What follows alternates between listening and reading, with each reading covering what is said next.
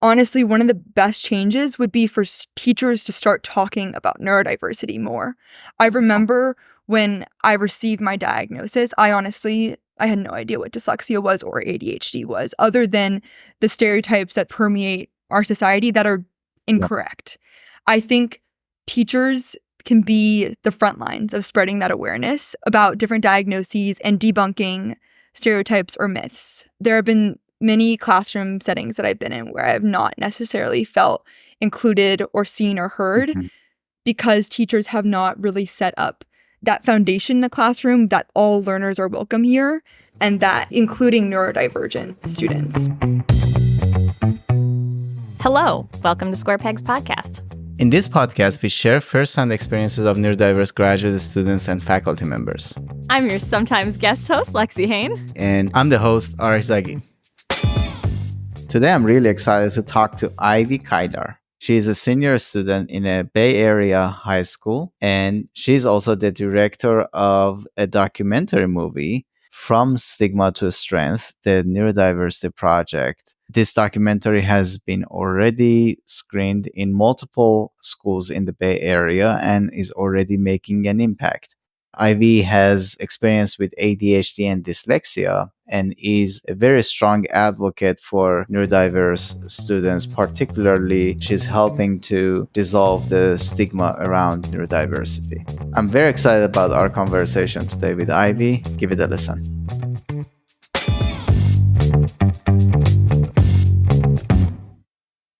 Hi, Ivy. How are you doing? I'm good. How are you? Thank you so much for having me. I'm so excited.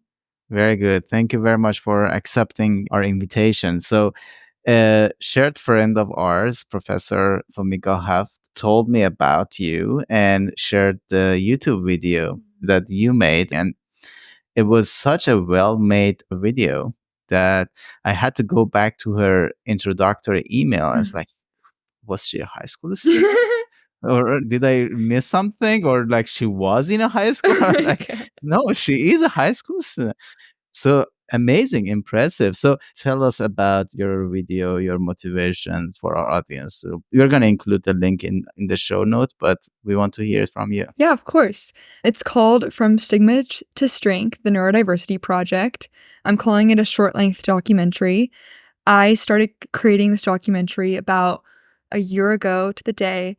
I have both dyslexia and ADHD. And a lot of what I talk about and why I was interested in making the documentary in the first place sort of lies within my experience growing up with dyslexia and ADHD and not knowing that I had dyslexia or ADHD. I was diagnosed in the 7th grade, which in the grand scheme of things is kind of earlier on, but still I went through the majority of lower school and middle school without knowing that I had either dyslexia or ADHD. And during this time in lower school, I struggled a lot with feelings of loneliness, confusion, and just feeling lost in the classroom. I would struggle with what I thought were some pretty basic things when it came to like reading comprehension, spelling words. It was one of my biggest fears that I would be called on to read aloud because it was pretty inevitable that I would like stumble through my sentences or make up words that didn't exist. And I was super scared of what my peers and teachers would honestly think of me. So I kind of struggled a lot with that social stigma. Like I said, I got diagnosed in the 7th grade. And once I received this diagnosis, I kind of had answers to my questions of like, what is wrong with my brain? Or does this take so much longer for me to complete like this reading assignment compared to my peers? But I still struggled a lot with the social stigma and some of the barriers in accessing accommodations. So I tried to continue on in school and hide these challenges that I faced and fly under the radar and make it so my peers couldn't tell that I was really struggling with like reading, or I was struggling paying attention for long periods of time, or certain things took a lot longer. I kind of was overworking myself. In high school, I was super lucky to attend a school that has a really amazing support system for neurodivergent students that helps with self-advocacy skills, general metacognitive awareness, and then also fosters a really amazing neurodivergent community at the school. Pretty quickly, I caught on to the fact that I was not the only one who was neurodivergent or struggling with these things in the classroom. And as I grew more and more involved in the community and I found myself more involved in neurodivergent affinity spaces, I caught on to the fact that my experience feeling lonely and lost in the classroom was not unique to me at all. And it was actually Mhm. almost like a shared experience amongst the neurodivergent community. So sort of identifying this trend amongst the neurodivergent community and then also comparing it to my own experience, I was like, this is a shared story amongst the community. And I Mhm. started to think about ways that I could spread awareness about it and spread advocacy. And that came to full fruition through the short documentary that I created by interviewing some fellow peers who are neurodivergent and have a large range of learning profiles, and then also a learning specialist and a neuropsychologist. I'm now working to screen it and show it to different schools and a large variety of audiences to spread that awareness and appreciation. This is all great. There's just so much I will be talking about and asking you questions about.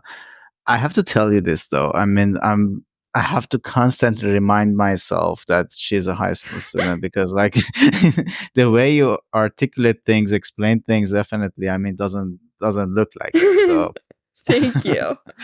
so you talked about some challenges that you had faced. So let's start with your primary school Yeah. and see if you remember some of those moments. But I also want you to think about unique strengths of yours Yeah. that you had compared to your peers, how much you were able to bring them to the classroom, how much they were acknowledged by the teachers, or you realize you're unique and you have certain talents, So tell us about that. Yeah, that's a really good question. I faced a lot of challenges with reading comprehension and spelling. I have a lot of memories where I'd be called on to read aloud and I would stumble through my sentences where even to this day, I have a really hard time spelling words. And it's always something that I struggle with even as an 18-year-old. In second grade, there's one specific memory where I was asked to spell the word question. And the weeks prior as a grade, we'd gone into the origin of the word question. We debunked like its structured word inquiry was the class. We went into its roots, its suffix, its prefix. But I was still struggling with its second letter. So the teacher called on me in front of the whole class and asked me to spell the word question. And I just completely butchered its spelling. And she asked me again and again and again. And each time I did not know how to spell the word. And no matter how insignificant that moment was to her, it kind of stuck with me ever since. And I think that it's moments like that that have sort of laid the foundation for my education. And it's opened the floodgates to an unending host of questions like, what is wrong with the way my brain works? Like, why can't I spell like the rest of my peers? Why am I having such a hard time learning this? And like, ultimately, I was asking myself, like, what is wrong with me? So there were moments like that when it came to like paying attention, like I said, spelling and reading comprehension, where I think in a classroom designed for neurotypical thinkers, my weaknesses as a neurodivergent individual were heightened and they impacted the lens at which I viewed the classroom and my peers. I also think that there's, like you said, there's plenty of examples where the strengths of my neurodiversity were showcased.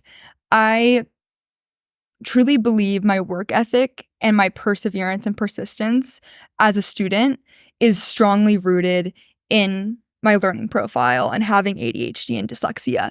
I think neurodivergent individuals, they have to teach themselves how to learn sort of from the ground up. Yeah. And they have to reach like full metacognitive awareness to understand how they learn. And I think through working through that in lower school and sort of struggling with the material or struggling to understand something and putting in the extra time to fully understand something or to complete a homework assignment or to just understand a concept, like that's instilled in me a really strong work ethic. I think about that we had a sort of a passion project fair in my third grade class. And this was sort of like an opportunity for students just to pick something they were passionate about and sort of design a project based off their interests. And I decided at that time I was really into car engines. And so I took it upon myself to create a diagram comparing two different kind of engines and how efficient they were. And then I also ended up building a toy engine. And I remember just the excess hours that I would put in outside of the classroom and at home and finally showcasing it at sort of our fair, that my booth was sort of like the hit of the fair, and everyone came to visit and was so interested in asking questions. And I remember that was a moment where I realized that my passion and my work ethic and like dedication was truly a strength of my neurodiversity, and was a moment where I think my strengths were showcased, which I think is unfortunately for neurodivergent individuals, oftentimes the opportunities for their strengths to be highlighted or showcased to their peers and for their teachers. The education system, I believe, right now is sort of set up so it limits those opportunities. Mm-hmm.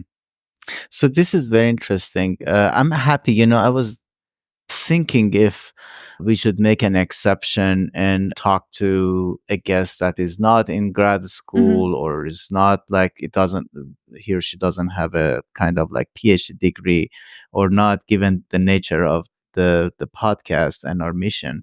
But I'm happy we are doing that. And here is the reason, because when I talk to someone who is in fourth year in like engineering PhD program, and I ask about this educational program, or when I like K-12 educational experience, or when I think about my own experiences, a lot of times I think about the possibility of also some distortion of memories, and maybe we are kind of thinking it was really difficult. It wasn't, like, I'm very happy that we are talking to you, and your memories are fresh. I mean, it hasn't been time, and you're confirming that those problems exist. It's not the made up thing. It's not like, again, like memories, I mean, are less and less reliable as time passes, but it's very exciting it is saddening, but at the same time it confirms that, like, no, I mean, we are talking about a real problem that even after so many years that persists. And you're in San Francisco, probably the education system should be pretty decent there, but we are still seeing problems. And that tells us that this is deeply rooted, and it's not a short episode of time that we didn't pay attention to these learners and their differences. So it is a persisting problem, unfortunately. Of course. So now that you are still in the system, what are the easy fixes? I mean, particularly, again, like, I'm sure you've been thinking about this to some extent, working on that documentary. If a teacher comes to you and asks, like, okay, give me 4 suggestions. So I can, or a principal or a counselor, to make it easier or better for my students, what would be those 3 suggestions? That's a really good question. I think the education system is sort of full of rigid parameters that cater towards neurotypical thinkers and are not inclusive of all learners. When I think about that, I always come back to like time tests. I think about time tests and I'm like, how does having someone answer 10 questions within 10 minutes prove anything about their given knowledge of something? I know there are a lot of neurodivergent thinkers who struggle a lot with test anxiety or struggle with focusing. And I think having time tests in environments that can be overstimulating or not inclusive to all learners, I think that can ultimately lead students to perform in ways that do not showcase their actual knowledge of a given topic. I think the next sort of thing I would say is just like lessons and homework being taught and assigned in very minimal formats. I think it's a really important and a really cool thing that providing flexibility or exactly. Like, we all learn in many different ways. There's someone who really thrives in reading like a packet or watching a video, or there's people who are like hands-on learners and that need to see it visually or need to see it in different formats. I think that's another really big area for improvement. Classroom environments just at large can be really overstimulating for thinkers. I think from crowded spaces to loud noises to minimal brain breaks, I think that can ultimately set students up to really struggle, especially neurodivergent individuals, but also neurotypical students as well. How about the stigma, the narrative, the deficit model? Do you think that is contributing to the problem? Like the social stigma surrounding, yes, absolutely. I think honestly, one of the best changes would be for teachers to start talking about neurodiversity more. I remember when I received my diagnosis, I had no idea what dyslexia was or ADHD was, other than the stereotypes that permeate our society that are incorrect. I think teachers can be the front lines of spreading that awareness about different diagnoses and debunking stereotypes or myths. There have been many classroom settings that I've been in where I have not necessarily felt included or seen or heard because teachers have not really set up that foundation in the classroom that all learners are welcome here and that including neurodivergent students.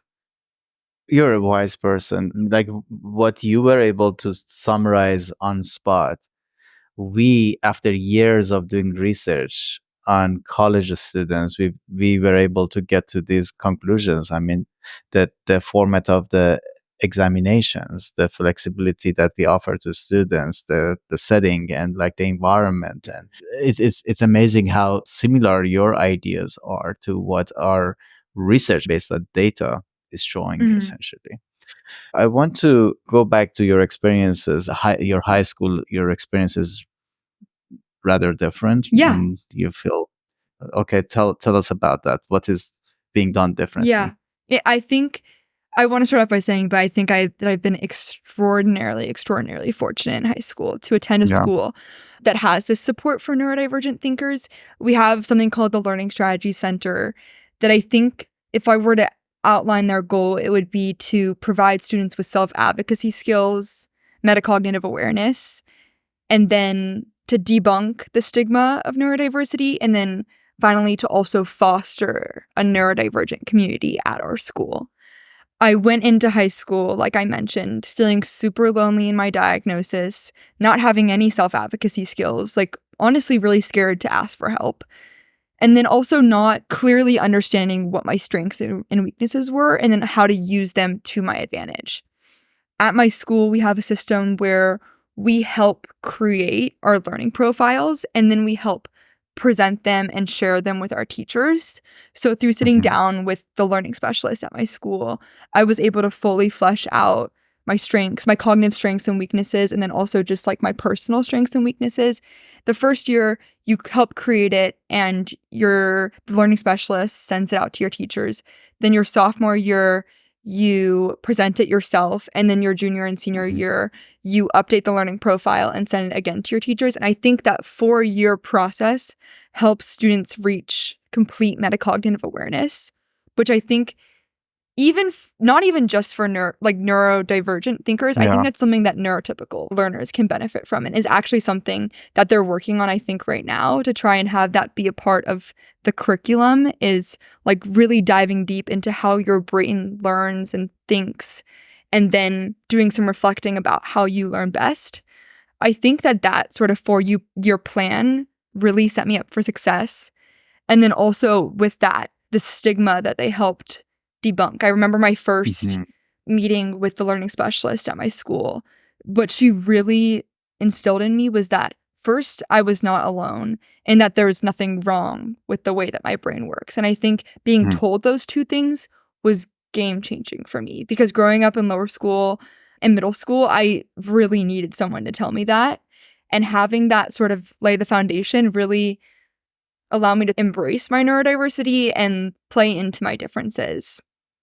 It shows how important the messaging and the narrative. Imagine, for example, if you have gone to another school and essentially it was the continuation of the same strategy that you had challenges with in the middle school, probably you would, first of all, we wouldn't have this conversation. Oh, yeah. Because you were hiding it and you were not comfortable to talk about, and forget about being an advocate and doing an amazing work that you're doing. So what is it, a private school? Yeah, it's a private school. It's a smaller student body, so they have the resources to even provide that support. And I think that's another really important thing to talk about is that the disparity between public schools and private schools is huge.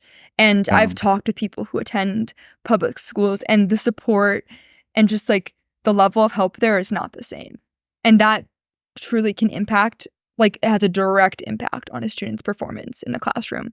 Like what you were saying, if I had gone to a high school that was sort of a continuation of what I experienced in lower school, middle school, I definitely would not be I would have not learned those lessons for starters, and I would not probably be as passionate about neurodiversity advocacy as I am. And I also probably would not be succeeding in the classroom and be set up for success in my future education and in college and just what I'm going to do with my career in general. I mean, there might be another student listening to you and it's like, good for you, Ivy, but I'm stuck in this old-fashioned system. Yes. You survived. I mean, you're thriving. Actually, not isn't it, you're not surviving. You're thriving. And what would you tell that student that their school is old-fashioned? It's the same system. Hmm. The student is facing a lot of like challenges. Any conciliatory word, anything that Yeah. you can share? Yeah, absolutely.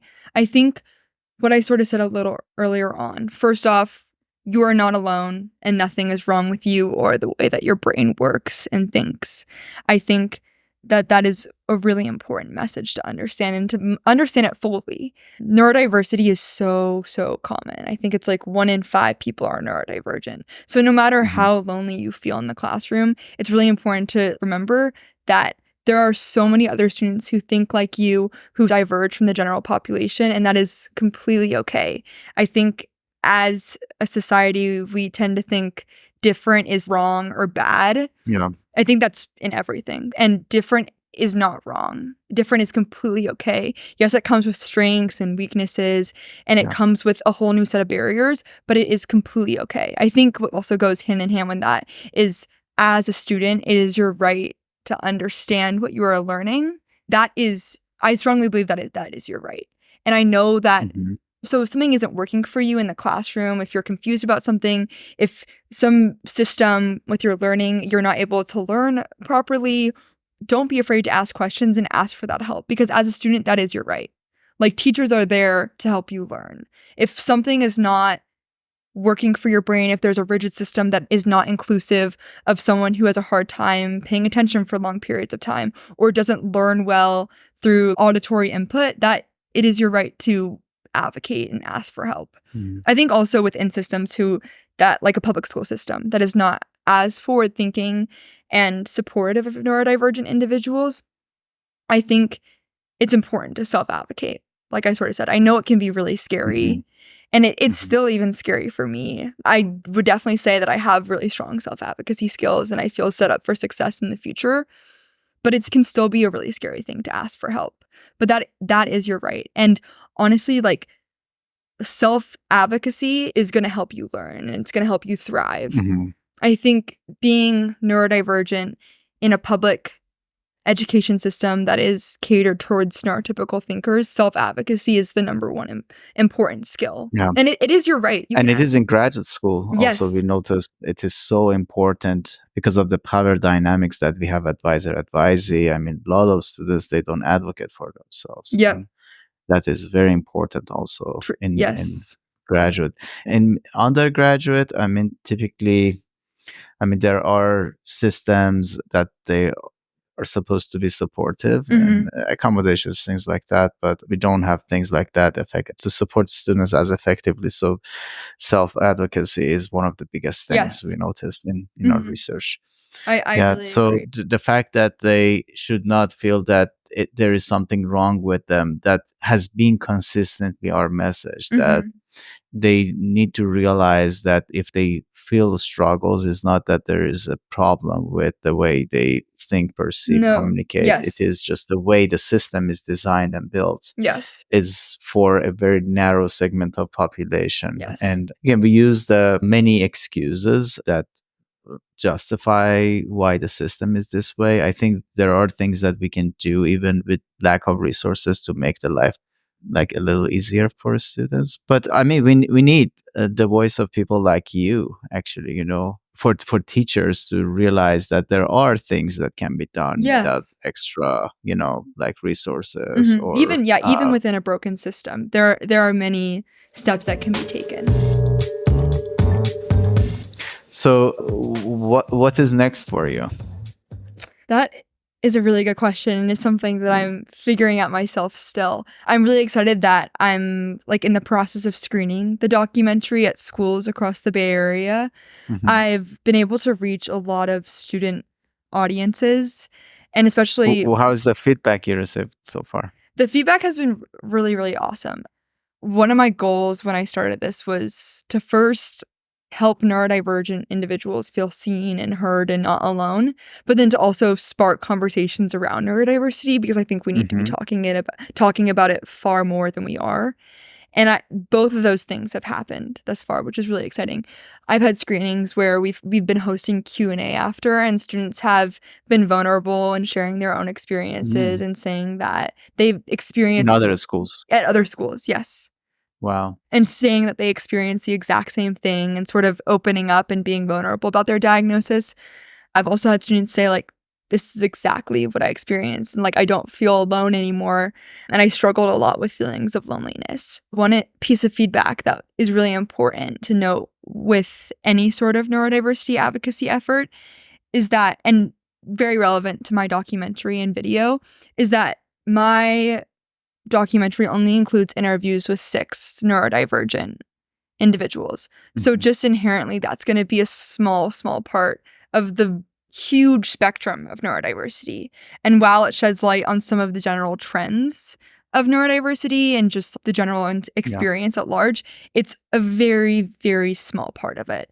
And I think it's important to recognize that depending on the individual, some people view their neurodiversity as a strength, and some people view it as a disability, and some people view it as both. And I think that's a really important message to get out there. And I think it's important to recognize that when watching my documentary or learning anything about neurodiversity or partaking in neurodiversity advocacy, is that the neurodivergent experience is so different for so many different people. And it, depending on the individual, they can identify with it very differently. Have you received any pushback from teachers or students? I haven't received pushback. I think what I was just saying is like the idea that my documentary does not shed light on every single experience. What I tried to shed light on was sort of the strengths component of neurodiversity, because I think that that is something that does not get talked about enough. And society is inherently designed to highlight neurodivergent thinkers' disabilities or weaknesses. Yeah. But I think with that and trying to shed light on that, it's really important to recognize that it is a disability for some, for sure. And by saying that it's just a strength or just talking about that, it can invalidate individuals who see their neurodiversity as a disability. So let's linger Yeah. on this a little bit. I go back and forth when I talk to different people. I personally, despite all the challenges I've faced, even today, I mean, even this morning, I forgot about something and I was pretty angry with myself that like, how can I forget this? And I don't consider myself a disabled person. So again, like that might be the way I think about myself, but I never thought of myself. I acknowledge the challenges, but if anything, actually, I think I'm equally or even more able, because despite all of these things, I was able to accomplish this. Yeah. So, but at the same time, I talk to some people and they have a strong opinion about the identity of disability. And they think that is important, that in terms of our rights, you know, it's hard fought for, and we should not just ignore it or brush it under the rug, because it's going to strip away some of the resources that are available to us. And I understand that.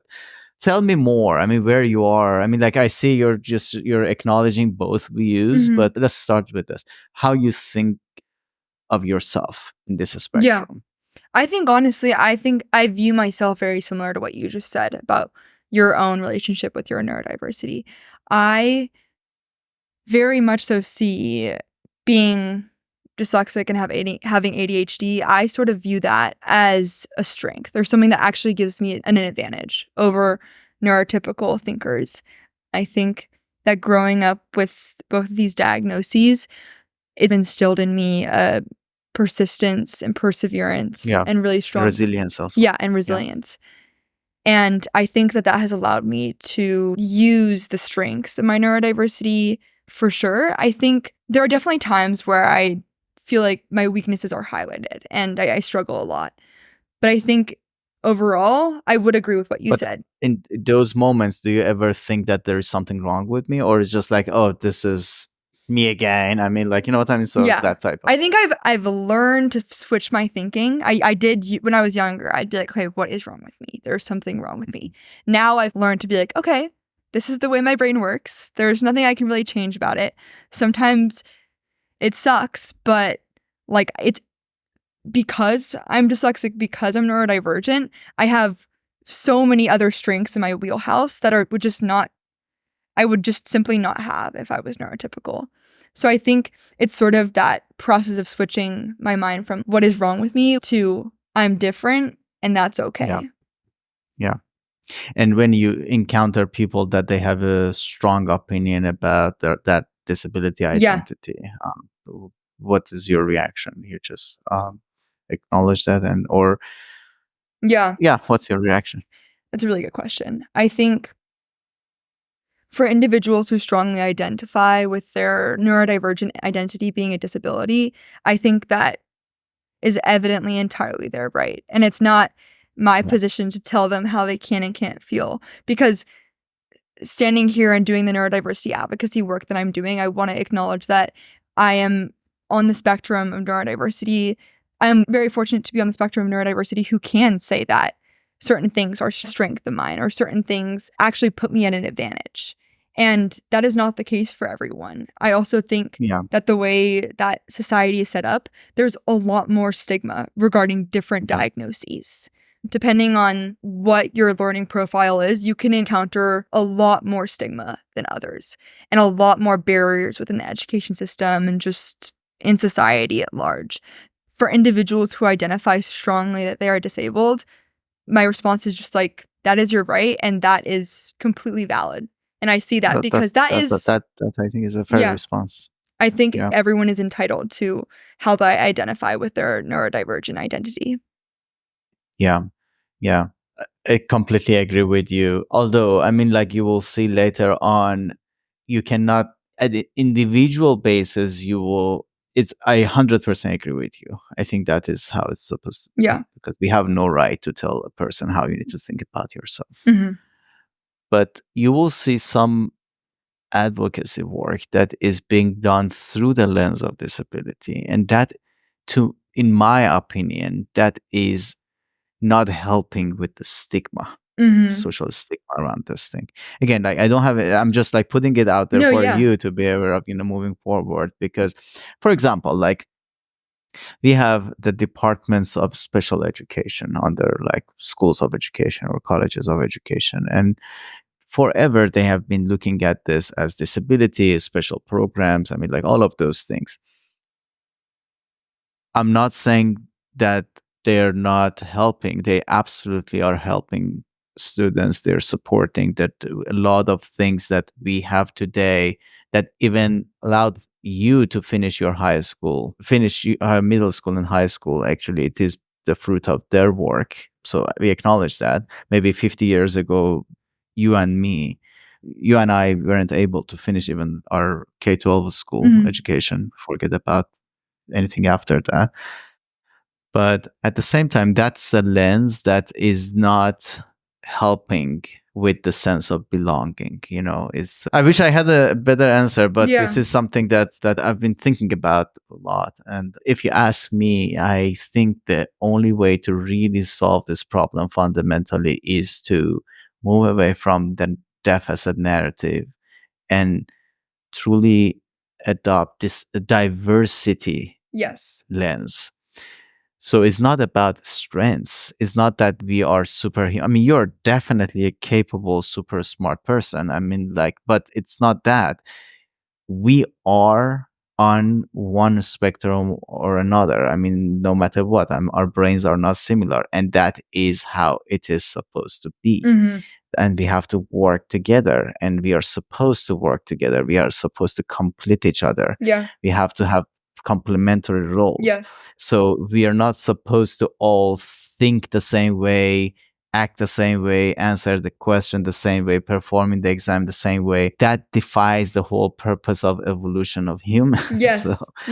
So for me, the most powerful lens, I mean, the lens against deficit narrative, yes, we call it strength-based narrative, but truly it is a diversity narrative to Yeah. rather than singling out those individuals. Say, oh, no, we got it completely wrong. Mhm.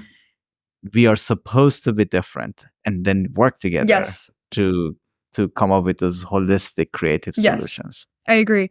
I think what you're saying about the deficit narrative versus the strength-based narrative, I think in one way or another, focusing too much on one or the other can invalidate people on the neurodivergent spectrum. I think That's an interesting what point. you're saying about diversity adding value and differences adding value, I so agree with. I think sort of focusing on this idea of like the diversity model, I think is so important, because I think like some of the feedback that I received, even though this is something for me in high school, receiving that strengths-based model was really important. But I can totally understand that for some neurodivergent identities, because of the way that our world is set up, just talking about their strengths and just invalidating, in a sense, some of their Interesting. true disabilities or weaknesses can be invalidating for them. So I think moving in that direction of the diversity model is really important because it names both groups. And I think it helps not invalidate how neurodivergent individuals identify with their differences. Yeah, even that identity can be part of this diversity. I mean, like people, they may have different opinions of their strengths. We have high confidence people, we have low Yeah. confidence people, and they may have different levels of identities on the spectrum of like strength, weakness, So what is the plan after graduation? Tell us about that. Next year, I'll be going to Duke University, which I'm really excited about. My plan is to study neuroscience and cognitive science. Awesome. I am really excited to one day conduct research on neurodiversity and to broaden that field. I would be really interested in researching the correlations between neurodivergent thinkers and traits of resilience, persistence, and grit, because I think that there's a strong correlation between those two things. So I'm super excited to just continue neurodiversity advocacy either through the lens of research and science or within the education system itself. I don't have it entirely figured out, but I know Awesome. neurodiversity will fit I in mean, there. you know a lot better, more than what I knew about what I want to do when I was finishing up. My ideas about my future were absolutely irrelevant and distorted. So, what you said about great resilience, that's very interesting. So I want to get your opinion on this, actually. We have a chicken egg problem when we talk about, is it like neurodiverse learners are more resilient because they go through hardships and they figure out how to survive it, or no, that is some fundamental neurocognitive skill that comes with neurodiversity? What is your take on that? This is a good question. In talking about my own experience, I think back to lower school, middle school, all the extra hours that I would spend outside of the classroom working to truly understand something, to complete an assignment, to learn how to read, to whatever it was that I was struggling with. And I think about that foundation that it sort of set up for me. And the reward system of working really, really freaking hard outside of class, outside of school, and then finally fully understanding something. And that feeling of knowing something and knowing it fully set up this drive within me for that work ethic and to work really, really hard for just my education and for my just as a student. I think for me, it was sort of like the system was highlighting my weaknesses and I was struggling to keep up with my peers. So it sort of instilled in me that perseverance and grit. But I will say that there's parts of my learning profile that I think are just without the system and without how education is sort of structured right now. I think they are, it already is sort of perseverance and it is resilience within neurodivergence. But that is, what are your opinions on that question? I'm think interested. What you said at the end is just like combination of both. I see myself a lot of times. I mean, I just don't accept failure as an outcome. Yeah. In certain situations. For certain situations, I absolutely don't care. And like those are things that I have no interest. I used to have way below average grades in certain topics, Yeah. although I mean in college and beyond. I mean K-12 my grades were pretty decent. But so I would say it's that there okay, how about this? This is just what I came up with. Maybe there is potentiality, and then those difficulties, they allow you to really build those muscles. Yeah. So going through those hardships and challenges and like adversities, they allow you to really utilize those muscles. And so maybe it is a hybrid of both when you think about that. And the reason I'm asking you this is I know that I'm not legitimizing any difficulty or challenges that students are facing, but at the same time, when you go through these challenges, if they don't break us, they make us stronger. They teach us something. Yes. So if we can get some sort of support so we can keep our head above the water, Yes. we don't drown. And the same way that like exercising is not physical exercise, it's not necessarily fun. I mean, it's painful. It's just like, it's tedious. Yeah. So maybe, again, I'm not at all legitimizing difficulty. I mean, like there are nonsensical practices that we have to really go back and fix. But maybe for those that they are facing some of these, they can think about like that at the same time they are learning how to survive in a system that is not designed for them. Yeah. And that skill is going to stay with them for the rest of their life. You know, they can use that skill dealing with maybe a boss that they don't like when they find a job, you know? Yes, I agree. I think there was true value in that struggle that I faced with my dyslexia and my ADHD. And I've been crazy fortunate to follow the educational path that I have. But I will say, when I was talking about my personal resilience, I do believe that if I had not faced maybe some of the challenges within lower school and middle school, I don't know if I necessarily could say that I would be as resilient or persistent as I am today. And not motivated as much. I mean, if you had not experienced, if you have gone to like private school from the very beginning, for example, and not faced any adversity, we wouldn't have this documentary out. No, I wouldn't.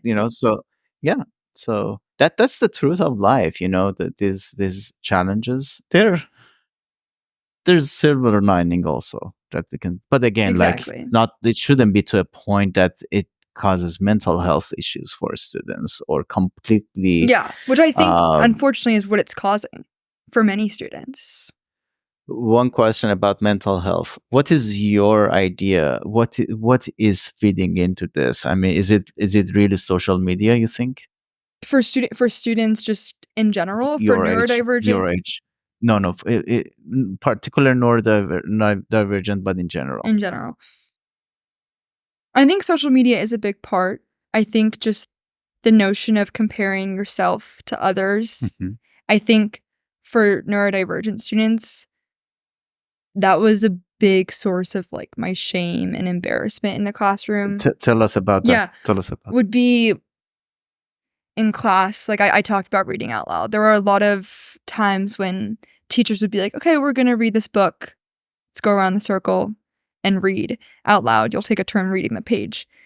I struggled a lot with anxiety, and that impacted my mental health. And the systems where my weaknesses would be highlighted, I would constantly be comparing myself to my peers. So you said social media fed into this. How? Well, I think like what I was saying with social media is like you're constantly seeing this image of how people are portraying their life that, in all honesty, is not accurate. So let's then talk about how it can be disproportionately more harmful to neurodiverse students. They already facing problems. How do you think this can be disproportionately even worse for social media would disproportionately impact neurodivergent individuals? Yeah. That's a good question. If you think that is the case. Yeah. From my experience, it's hard to answer because I think a lot of my struggles with mental health were not necessarily rooted in social media. It was more so directly in the classroom. And what social media sort of encourages is for individuals to compare themselves to each other. And I think that's what I was sort of already doing in the classroom. My insecurities as a neurodivergent individual weren't necessarily showcased as much on social media because I was really insecure about my brain and if I was smart or not or what I struggled with. And I think social media has a more emphasis on like social. Appearances. Yeah, social and like appearance sort of based. Social media was not really the source of what I struggle with for mental health. For other individuals and neurodivergent thinkers who do struggle with social settings and sort of just, I think neurodivergent individuals at large struggle with that feeling of like, I'm different. And I think there's something wrong with that. And I am different from the rest of my peers. I don't necessarily know why, but I just want to be like everyone else. So I think social media can perpetuate that narrative of everyone has this happy life with so many friends and they're doing great. They're not struggling with anything. There's no challenges really that others are facing. And I think social media on top of systems within education within the classroom where their weaknesses are highlighted and their differences just in general are highlighted. When you go to social media, layer that on top and it's more of like the same thing of like everyone is doing great, everyone's fine, no one is different. I think that can definitely have a really strong impact on neurodivergent thinkers. Yeah, that makes sense. So I have a piece of advice for you, if I may. Yes. Because it seems you're doing amazing today. And I really hope it stays like that when you start your college. But I've heard from a lot of students that they are in college I work with that it was a shock, that transition, that they had everything figured out and they became invisible again, large classroom sizes. I mean, their strengths, their unique skills were not seen. I don't have any solution for that, but I want to tell you that you have figured it out. So in any difficult moment, I want you to come back to this moment and think about how capable, how powerful you are. I mean, you're being interviewed on a podcast that all of our guests have been either like university professors, PhD students in like science and engineering. So you definitely made it that far. I want you to remember that is your capacity, that's your capability, and don't let things, that sense of invisibility, cause any doubt about your confidence, about your capabilities. Keep that in mind. So that's just something I want you to carry with you to the next step. Thank you. I'm Ivy. I mean, like, we don't need to change the world. I mean, like, it's just enough to go to 1-2 of these schools and like change the trajectory of like maybe 1 or 2 students. Yes. That is more than enough. Yes. That's more than enough. Even just one student. That's what I went into it and I was like, if I can change beautiful, like just how one student thinks about their brain and feels in terms of their neurodiverse identity, then I've won. And that perfect. Yeah.